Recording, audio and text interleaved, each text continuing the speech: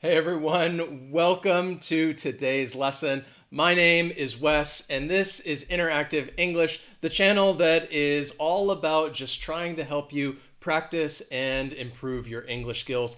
And today we're going to work on your listening because when you're learning a language, listening is very important. So we're going to practice our listening skills, and I'm going to have you listen to a couple of different sentences, a couple of stories, and we're going to use that to help you improve just your overall language skills, which is why I titled Listen and Learn. But I don't know why I chose just like a stream there. I think of nature, you can listen to the sounds of the water, and I think it's a bit relaxing. And I think when you're listening, you want to be relaxed, you want to be able to concentrate on what you hear the other person saying so that you can identify different things, which is what we're going to talk about in this lesson. We're going to work on identifying, learning new vocabulary, and just when you hear a word that you don't know and trying to put that word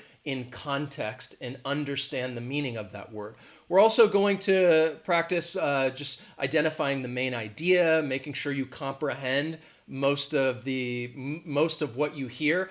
We're going to talk about key details as well as making inferences. And if you don't know what inferences are, it's when you're using the information that you know in order to infer other information. For example, if I say that my wife just walked in and she's carrying an umbrella that's wet, then when you hear that, an umbrella that's wet, you can infer that it's probably raining outside. So when you listen to information, you want to be able to infer other information, which it just goes back to your overall comprehension.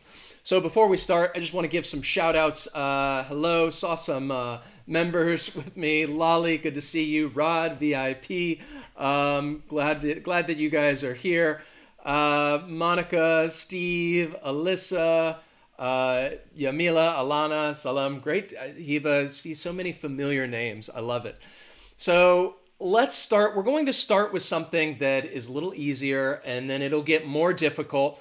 Actually, it'll get much more difficult, which I just hope that you are ready to listen. So if you are with me right now in the chat, I'd encourage you to try and listen to what I tell you. Try to write your answers in the chat. Even if you're watching this later, just listen, try to write your answers in the comment, participate in the lesson.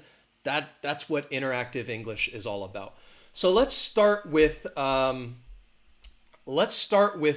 trying to, if you encounter a new vocabulary word and you want to be able to put that word in context. So I'm just going to give you a simple sentence, and I want you to listen to it, and then I want you to tell me what this word means. Okay? So, for example, all I want you to do is listen right now. Okay? The teacher chided me for texting in class. That is the sentence. The teacher chided me for texting in class. And I want you to tell me, what does it mean to chide someone?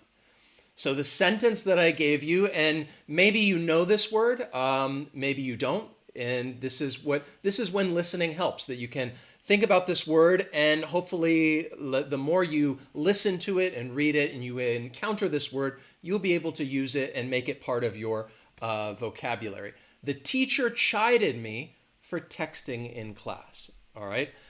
Excellent. So yes, Fulia, Sarah, Lali, great. So here is the sentence, and I'll give you the meaning. So the teacher chided me for texting in class. To chide someone, it means to scold or reprimand angrily. So in this case, if you are, I know some of you out there are teachers. We love hearing from other teachers, other English teachers. If a student is texting in class, it doesn't make me feel good. It probably doesn't make most teachers feel good. And you might say something to that student and tell them to put their phone away. So in this case, if you chide someone, they probably did something wrong and you're speaking a little angrily to them.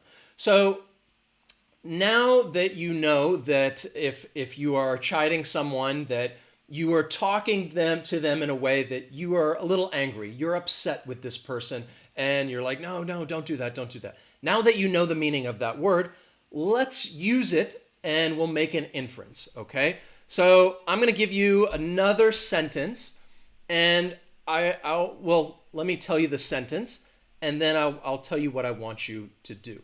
So again, just listen to what I'm going to say. Say, Mom chided us for playing baseball inside the house. Mom chided us for playing baseball inside the house. And my question to you is, well, why? Why might she do that? Why might the mother chide the children for playing baseball inside the house? And in this case, I'm asking you to make an inference. What do you think? I'm giving you that situation, and I want you to think about the other things that are going on or things that could happen. So you know the situation. Mom chided us for playing baseball inside the house. Okay? You know what the word chide means. We just talked about that. So you know that the mother is doing this, but why? That is my question. Why do you think this is happening? What are some inferences that you can make because you know this situation? And that's where there is no wrong or right answer. It's kind of just trying to get you thinking in a different way. Because you're not only, when you're listening to the information, but you want to be able to comprehend more than just directly what somebody is saying. So yeah, maybe excellent. There's a lot of great answers. The house is small. Maybe you break some glass. Playing these games are not inside. So here is the sentence. I said, Mom chided us for playing baseball inside the house. I told you there are many things that you can infer about this. For me, when I would think about this, I would think, well, something could break. Maybe a window, or perhaps maybe they did break a window, and that is why they are being chided, or perhaps it happened in the past. But playing baseball inside the house, yes, something could definitely break. So now that's kind of just like a warm-up that I wanted to give you, that you hear me say these simple sentences and just you're maybe trying to learn a new word and try to figure out the meaning by putting it in context. And then we use that word to make an inference about some of the other information that you hear. So now we're going to get into, we're going to go from easy to definitely more difficult. What I'm going to do now is I am going to give you a story. I'm going to tell you a story, and I just want you to listen to it, just relax, and just think about what I'm saying. And it may help to put a picture in your mind. If you're able to put a picture in your mind, that does help follow along with the story, especially when you need to recall the information. Because I'm gonna read this to you, and then we're gonna practice key details, the main idea, new vocabulary. We're gonna do a little bit of everything. So this is a longer story. I'm gonna read it. I'll read it twice, and then I have 5 questions for you about this story. All right, so again, if you are just joining us right now, we are practicing our listening skills, and you're gonna listen to me tell you a story, and then I'm gonna ask you some questions about what you heard. So this is really just practicing, seeing how much information you remember, how much you understood, you comprehended, and then how much you can retain. So let's go over here, and again, I'll read it to you. I just want you to listen carefully, okay? So here is the story. My friend Dave traveled to the Big Apple for the weekend to attend his friend's bachelor party. He promised that he would write me a postcard. I never got one. I saw Dave 5 days after he returned from his trip. I noticed his hand was in a cast. When I asked what happened, he said he fell down the day before he flew out, and he hadn't been able to use his hand. Jokingly, I asked about the postcard. He told me that he wrote one, but it must have gotten lost in the mail. I suspected that Dave was not telling the truth. After all, he is a Southpaw. Okay, all right. That was a lot of information that I just threw at you. I don't think the story may be too difficult to follow along, but I will read it one more time, and then we're going to go through and I will ask you 5 questions about this story right here. Are you ready? All right, listen carefully. I'll read it again. My friend Dave traveled to the Big Apple for the weekend to attend his friend's bachelor party. He promised that he would write me a postcard. I never got one. I saw Dave 5 days after he returned from his trip. I noticed his hand was in a cast. When I asked what happened, he said he fell down the day before he flew out, and he hadn't been able to use his hand. Jokingly, I asked about the postcard. He told me he wrote one, but it must have gotten lost in the mail. I suspected that Dave was not telling the truth. After all, he is a Southpaw. Okay, so let's start out with maybe a more of a simple question that I hope that you would be able to get. So the first question that I have for you, and again, I'm not going to show you the question, just listen to it and see if you can answer, all right? So the first question I have for you is, what city did Dave visit? So this was at the very start of the story. I talked about my friend Dave was going on this trip, and what city did Dave visit? And this is definitely a little more challenging because not only I did not say the specific name of the city, it's more of a nickname. And you really have to know that nickname, and then you can identify the city. So yes, I said the Big Apple. You're right. The Big Apple is another name. It's a nickname for New York City. So this is where my friend Dave traveled, all right? What city did Dave visit? Dave went to the Big Apple, which is New York City. So really, technically, you would say that the answer is New York City, okay? The next question that I have for you is, what event may Dave attend in the future? So we're talking again about my friend Dave. I gave you some information about this situation. He's in New York City, the Big Apple. Based on what you know, what you listen to, what event may he go to in the future? Dave may go to this. It's a big event that somebody would have, and it's going to happen in the future, all right? He didn't do it now. I gave you the information that you could infer, okay, this is probably what he's going to do, all right? So this is a good example because I think many of you are saying bachelor party. Bachelor party is what I want you to use to infer what event he will go to in the future. So we're talking about the future from now. Dave's come back from the bachelor party. If somebody goes to a bachelor party, if you know what that is, what event might they go to in the future? Yes, exactly. Fulia, Rahel, I think now that, hopefully now that I explained that a little bit more, it makes sense. I told you he was in New York for a bachelor party. So if that's the situation, in the future, Dave is likely to go to his friend's wedding. So if you don't, in this case, you need to know what a bachelor party is. And if you don't know what a bachelor party is, and I don't know if it's in, if all countries have it, but in like the United States, before someone gets married, the bride or the groom, maybe the groom would have a bachelor party and his close friends will get together and they go have this party, maybe in another place. And perhaps the wife might have a bachelorette party. So because of that, you know that it's a bachelor party.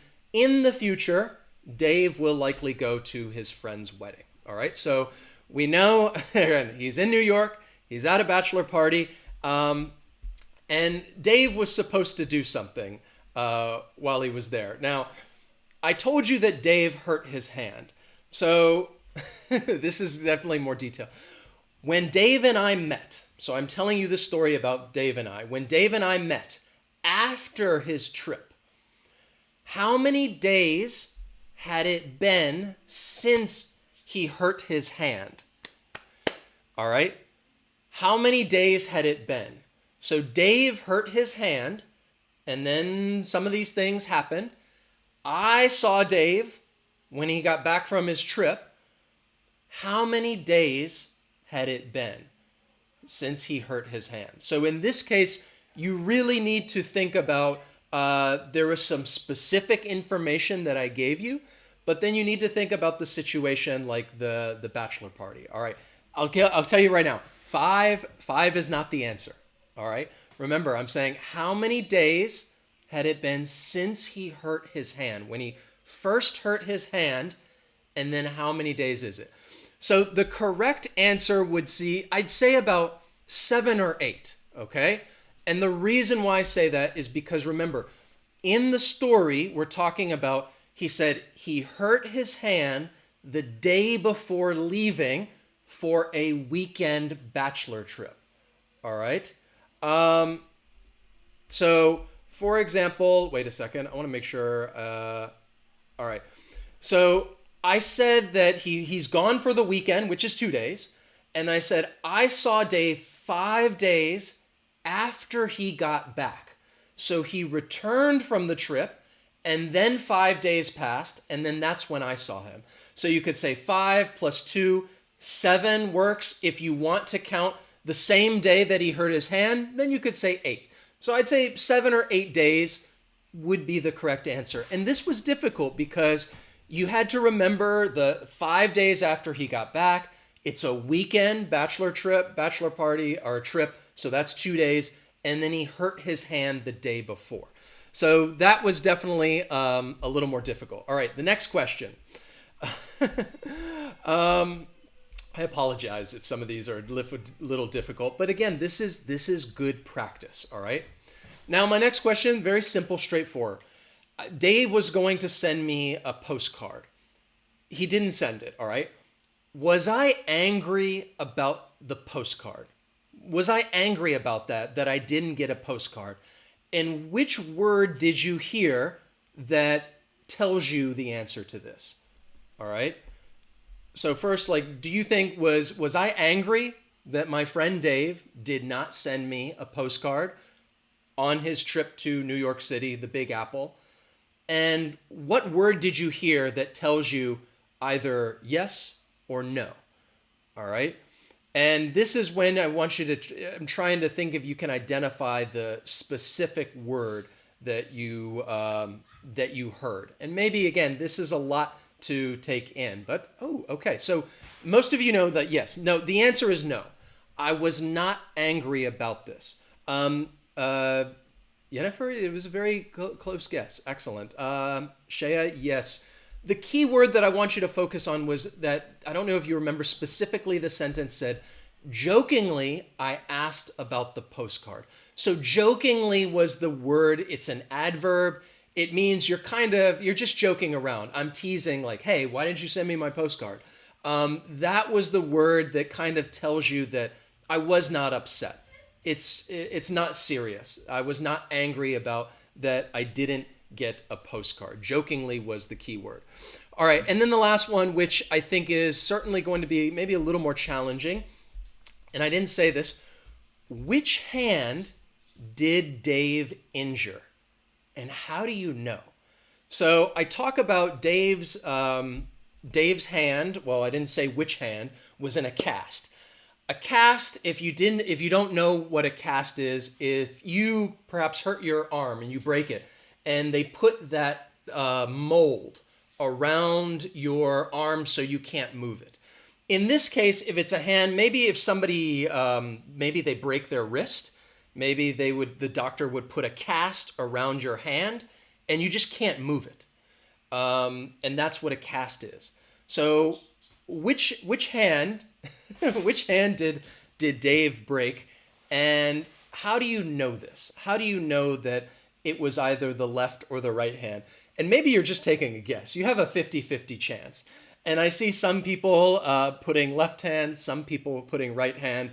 but wait, if why are you coming up with these answers? Are you just guessing? That's okay if you are. The answer, the key word is the word southpaw. And if you don't know what a southpaw is, what it means originally was talking about somebody who boxes left-handed, or in baseball, somebody who throws left-handed. But you could use it as an informal term to talk about somebody who just does something left-handed. So I said that I knew Dave was lying, or I suspected he was lying. After all, he is a southpaw. So Dave is left-handed, all right? If Dave hurt his left hand and his hand's in a cast, which means he can't write. He's not able to write a postcard, which is why I said I suspected that he is lying. Because he's a southpaw, he's not able to write. He broke his left hand. All right, yes. So southpaw is an informal word that means that just somebody's left-handed. And in case you didn't know, something fun fact about me is that I am a southpaw. I'm actually I'm left-handed. I write left-handed. I throw left-handed. If I were to box, I would box left-handed, even though I don't throw punches at all. So this is, again, it's good listening practice. I have another story for you. And if you thought that was difficult, I apologize. This is definitely more advanced. This is going to be a lot more challenging. And the reason why this is more difficult is because it's a speech. This is a short speech that I'm going to read to you, and then I'm going to ask you some questions. And I think it's a good speech because it's a little bit about a little culture and history. I don't want to give you too many hints before we're doing it, but also a speech is challenging because people tend to be more formal. They use more advanced vocabulary. And because of that, I think it makes listening more of a challenge. So I'm going to read this speech, and then I have 5 more questions for you, okay? And this is going to be difficult. I'll just go ahead and tell you that right now. But listen carefully, and then we'll talk about these questions. Again, I will read it twice. So right now, I just want you to take a deep breath, relax, and listen to this speech, okay? Ready? Here we go. I am not included within the pale of this glorious anniversary. Your high independence only reveals the immeasurable distance between us. The blessings in which you this day rejoice are not enjoyed in common. The rich inheritance of justice, liberty, prosperity, and independence bequeathed by your fathers is shared by you, not by me. The sunlight that brought life and healing to you has brought stripes and death to me. This 4th of July is yours, not mine. You may rejoice, I must mourn.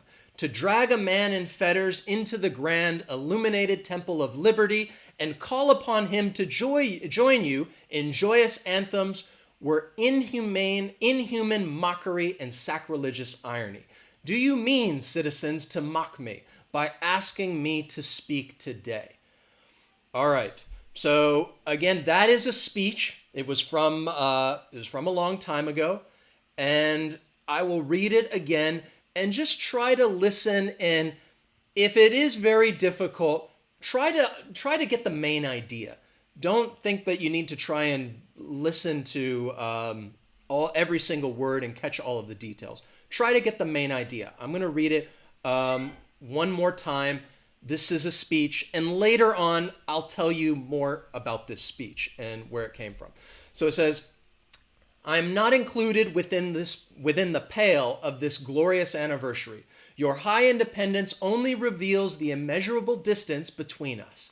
The blessings in which you this day rejoice are not enjoyed in common. The rich inheritance of justice, liberty, prosperity, and independence bequeathed by your fathers is shared by you, not by me. The sunlight that brought life and healing to you has brought stripes and death to me. This 4th of July is yours, not mine. You may rejoice, I must mourn. To drag a man in fetters into the grand illuminated temple of liberty and call upon him to join in the joyous anthems were inhuman mockery and sacrilegious irony. Do you mean, citizens, to mock me by asking me to speak today? So, like I said, this is definitely challenging. All right. The first question that I have for you is hopefully maybe is a little easier. Hopefully you can get it. Is which holiday is being celebrated? So in this speech, this person is giving, he's talking about a holiday that's being celebrated. What holiday is it? Let's start out and see if you can identify that.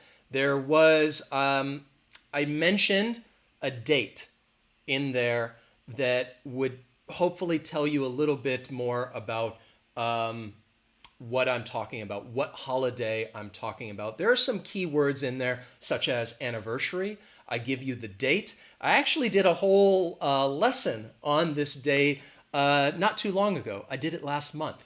Maybe that gives you. So excellent, Lali, Ruben, Jennifer, Yamila, Derry, Naima. The 4th of July is the holiday that this person is referring to. So in this, I mentioned the 4th of July, this celebration. Remember, they said that this celebration, it's yours, it's not mine. So the next question, after listening to that, I want you to think about the main idea. And in this speech, this person says, the immeasurable distance between us. All right? He's talking about this holiday. It shows the immeasurable distance between us.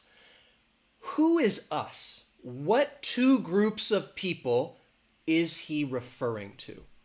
What do you think? This is talking about the 4th of July. It's Independence Day. And this is a speech from a long time ago. And in the speech, toward the beginning, he talked about the immeasurable distance between us, the distance between us. Who is us? What two groups of people do you think this person is referring to? And as we go through this, I think it's going to help you start to comprehend a little more about the main idea and the situation and what this speech was talking about. So let me know if you have any guesses. So we're talking about the 4th of July. This is it's a holiday. It's Independence Day celebrated in the United States. So again, let's start putting this, see what you can infer. I said the speech was from a long time ago. A long time ago in the United States, they're celebrating Independence Day. So it's after 1776. But it's still a time period where they're talking about the immeasurable distance between two people. You guys are, some of you are getting close. Lourdes, Shaya, excellent. You got it. So what we're talking about is, in this case, it's talking about the distance between white people and black people. So again, this is going to help you understand the speech a little bit more about what this person is talking about and trying to think about who this person is. So he's talking about the country wants to celebrate, but there's still an immeasurable distance between white people and black people and how and why they should be celebrating. So the next question that I have for you is, in this speech, he says the word bequeathed. And I want you to think, well, what does bequeathed mean? So I'll read the part of it to help you understand it a little bit more. So it's just identifying this word, bequeathed, and I want to ask you, what do you think that word means? In the story, or in the speech, he says, the rich inheritance of justice, liberty, prosperity, and independence bequeathed by your fathers is shared by you, not by me. So justice, liberty, prosperity, and independence bequeathed by your fathers is shared by you and not by me. What do you think it means, bequeathed? And this is the reason I chose this word is because it is an older word. It's not a word that you're probably going to go out and use. It's not a word that you're going to hear in everyday conversation. It's a very formal word, and it's from a longer time ago. I actually think of like kings and queens, when maybe the king would be like, oh, and to my son, the prince, I bequeath this thing. So excellent, Lolly, perfect. So if you bequeath something, all right, it's usually money or property in a will, but in general, you could be talking about something that's given to someone else after they die, which is why we're usually talking about a will. In this case, we're talking about independence bequeathed by your fathers, the founding fathers of the country, which is a reference back to July 4th. The founding fathers, the people responsible for the Declaration of Independence, they gave independence, was bequeathed, was given to these people, which in this case, white people, not shared by me. So automatically you know that the person who wrote this speech is black. And I will tell you who it is in just a moment. I have a couple more questions. And this might be a little easier. The phrase, to drag a man in fetters, refers to what heinous act? So he uses the phrase, to drag a man in fetters. What heinous act what is this talking about? And right now you can probably guess we're talking about the United States a long time ago, a distance between black and white. What heinous act was taking place in the United States a long time ago? And this is another, again, learning new words. If you don't know what the word heinous means, put it in context. We're talking about a situation that, what do you think? Is it a good situation or a bad situation? Hopefully you know, okay, this is a bad situation. It's not something that's good. So if I'm talking about a heinous act, heinous means that it is terrible, it is despicable, it is something that is just awful. All right? So what act are we talking about? To drag a man in fetters, I think is the phrase that I think really where they're discussing this act directly. So yes, Adriana, Eric, we're talking about slavery. And so to drag a man in fetters, fetters is talking about something that keeps you locked up. And in this case, I'm thinking of like chains. Somebody is chained up, and it's referring to the act of slavery. And I used an image of Abraham Lincoln there. He was the president during this time in which they had the Civil War and slavery ended. So in this case, the heinous act, we're talking about slavery. Now, the last question that I have for you, want to listen for this is definitely a little more difficult. It's why does this person, and the person who gave the speech is Frederick Douglass. Frederick Douglass, just to give you a little more information about him, he escaped slavery and he became a prominent figure speaking out against slavery, and he did a lot of writing too, and wrote books that were just talking about why we should get rid of slavery, we should abolish slavery, and we don't need it. So he lived through this. He was a slave, he escaped slavery, and he became a prominent person speaking out against slavery. And in this case, this is his speech. And my question is, why is it sacrilegious irony for Frederick Douglass to join in the celebration?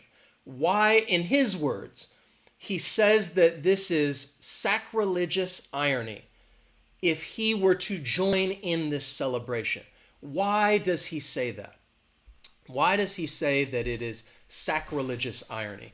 And again, let's put these words into context, all right? Because maybe you're thinking, well, I don't know, sacrilegious irony, what does that mean? If you don't know what sacrilegious means. If something is sacrilegious, it means that it is disrespectful. So something that is sacrilegious, it's something you should not do. All right? Irony is talking about having the opposite effect. So in this case, why do you think he says it's sacrilegious irony if he were to celebrate? So think about what's going on. They're celebrating Independence Day in the United States. And he's talking about the irony of this situation, that you want everybody to celebrate independence, but black people are not free. They're still slavery.